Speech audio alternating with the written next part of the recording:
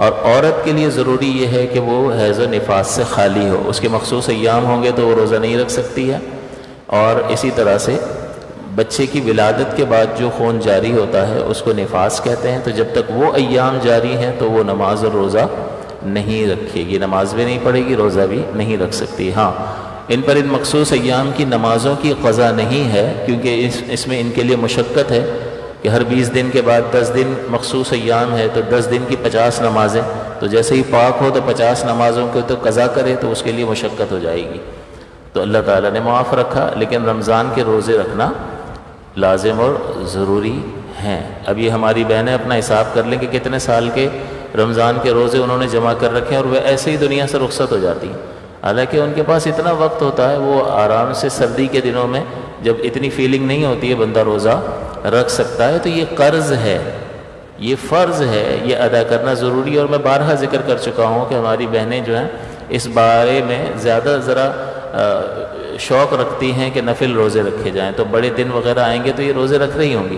تو ان کو چاہیے کہ نفل نہ رکھیں، سب سے پہلے اپنے یہ باقی جو روزے ہیں فرض ہیں، ان کی قضا فرض ہے، فرض کا ثواب زیادہ ہے، نفل کا ثواب اس کے مقابلے میں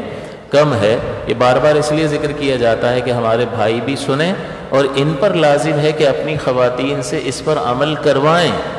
کیونکہ اللہ تعالیٰ فرماتا ہے یا ایھا الذین آمنوا قوا انفسکم واہلیکم نارا،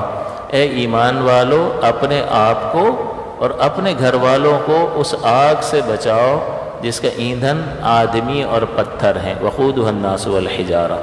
اس کے بعد کچھ بھی نہیں ہوگا اگر ایسا نہیں کیا اور وہ اس دنیا سے چلے گئے تو پھر کچھ بھی نہیں ہوگا، کیونکہ پھر تو اللہ کا قانون چلے گا اور سزا ہوگی۔ تو اسی لیے فرمایا علیہا ملائکۃ غلاد شداد، اس آگ سے بچاؤ جس کا ایندھن آدمی اور پتھر ہیں اور اس پر سخت کرے فرشتے تعینات ہیں، جن کے دل میں رحم نہیں رکھا اللہ نے۔ اب خون کے آنسو بھی کوئی رہے گا تو ان کو کچھ بھی نہیں ہوگا، ان کو سزا دینی ہے تو وہ دیتے ہی رہیں گے۔ علیہا ملائکۃ غلاد شداد،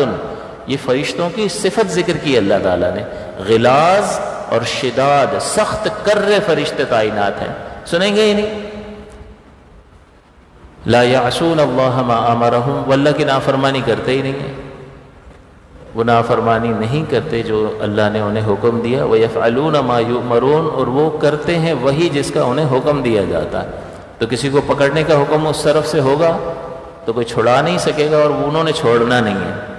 تو اس لیے اس دنیا میں خود بھی اور اللہ تعالیٰ اپنے